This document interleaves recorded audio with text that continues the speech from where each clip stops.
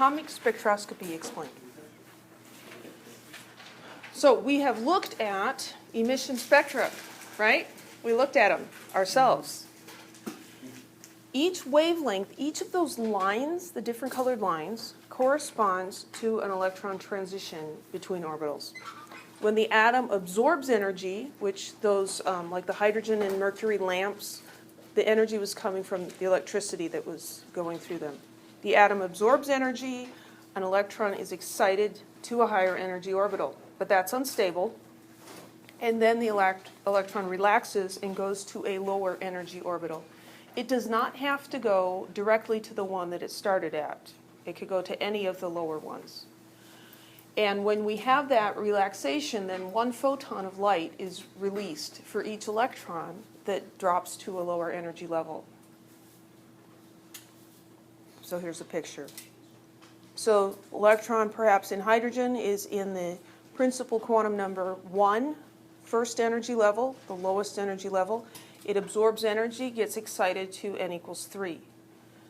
Then it falls back down to 2, and it emits a photon of light.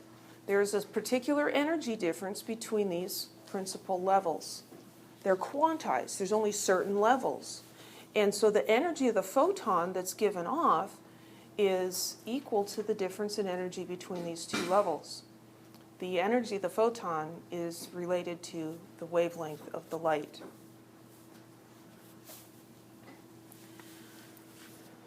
The electron has to get the correct amount of energy to go between the two states, and that amount of energy corresponds to the difference in energy between the initial and final states. And when it loses energy in relation to that difference between the two energy states. So the wavelengths of the lines can be predicted by calculating the difference in energy between any two states. And that's where that Rydberg equation comes in. So if we have an electron in energy state n, there are n minus 1 energy states it can transition to. Therefore, it can generate n minus 1 lines. Because if it's in the second level, the second energy level, right, there's only one place it can go, to n equals 1. But if it's in the third level, there's two possibilities. N minus 1 is 2. If n is 3, n minus 1 is 2. There are two possibilities. It could go to 1 or 2. And both the Bohr and the quantum mechanical models predict these lines really well for hydrogen for a one-electron system. Problem is that the Bohr model doesn't work for anything but. So this is what we were doing in lab. The energy of the photon released equals the difference in energy between the two levels. So it's the energy of the final minus the energy of the initial. The energy of the final is, I'm blanking on the name of that constant. It's a constant. Look at that, it's a constant. 2.18 times 10 to the minus 18th joules times 1 over n squared minus that term for the initial n squared. So final minus initial. We simplify that out and we get this equation. Yes? C is the speed of light. So the energy, the change in energy for the atom from that electron falling to a lower energy level is going to be equal in magnitude but opposite in sign to the energy of the photon. Because the atom loses energy, right? So the atom's going to have a negative energy, the photon's going to have a positive energy, but the number's going to be the same. And we know that lambda equals hc over the energy. And that's 2.18, the negative 2. Is that a constant? That's the constant. Yeah, that's the Rydberg constant in joules is what it is. So what am I doing? I don't even know. So E then is hc over lambda. That's just rearranging this guy.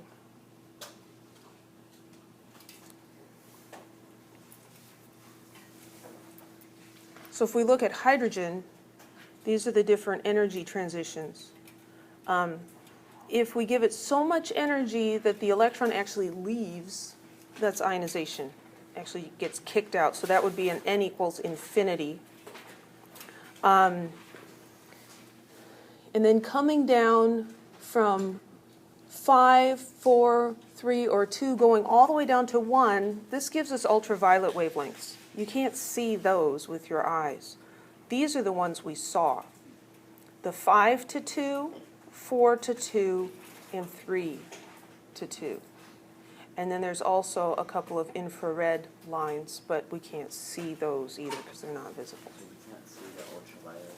You can't see ultraviolet. So we can't see from like N3 to N1. No.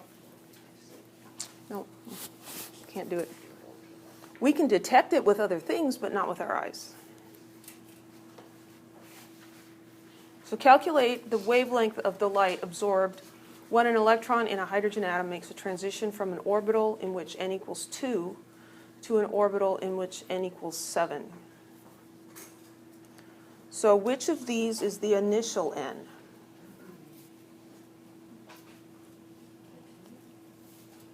Yeah, so it starts out here, so that's initial, and it goes to this one, which is the final one, right? Yeah. So the equation that was given there was that the change in energy was 2.18 times 10 to the minus 18. Does that number look at all familiar to you guys?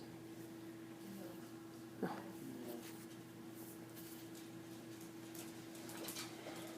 That was the number we were coming up with in the equation from the lab before I said, no, let's use this other equation. Because it didn't match up with what was given. So the change in energy for the electron is negative. The change in energy of the photon, which is what we're looking at, we want the photon, is positive. So then we need to plug these numbers in. We're going to have the energy of that photon is going to be equal to 2.18 times 10 to the minus 18th joules times 1 over the final, which is 7 squared, minus 1 over the initial, which is 2 squared.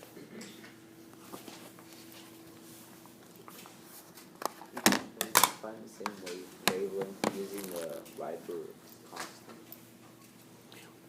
Yeah, this actually is the Rydberg equation. It's just in terms of energy instead of wavelength, and so that can be a little bit confusing, but this calculates the energy, and then from the energy we know that the wavelength of the light is hc over E, right? So we're going to take this number that we get here, and we're going to take hc and divide by that number.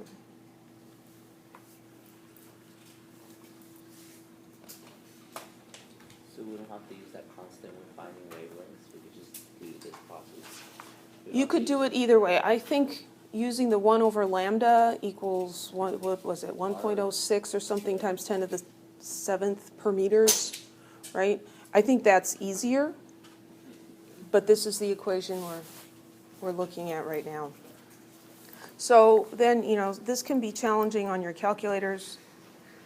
I'm going to do 7 squared invert minus 2 squared invert equals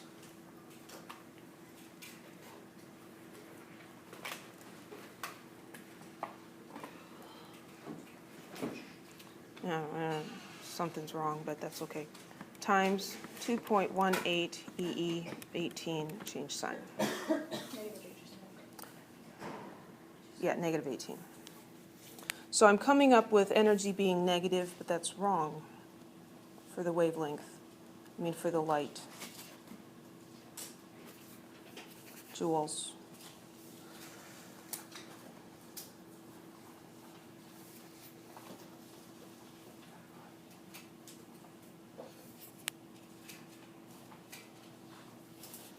the energy that's given off,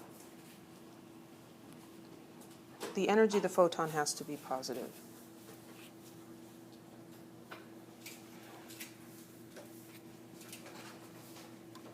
What's a negative times a negative?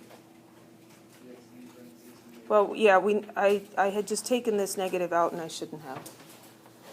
So we do need this minus here, and then we end up with a positive.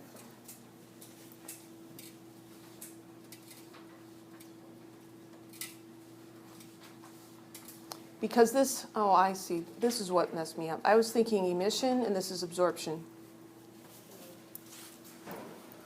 So, in this instance, absorbing, going from 2 to 7, the electron is getting positive energy. The photon is the opposite. And so, where the negative comes in is the order of these guys. If you go from 7 to 2, the only difference is the sign, because it's just the direction. I've explained this different ways to too many people, and now I've got myself all messed up. So H, remember what H is?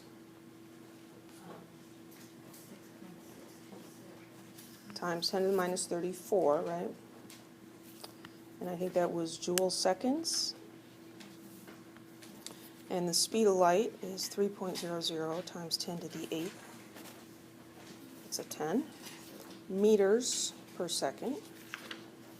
For our exam, will we have to know these, or will it be given to us? I will give you Agency? Planck's constant, this guy, and probably the speed of light as well.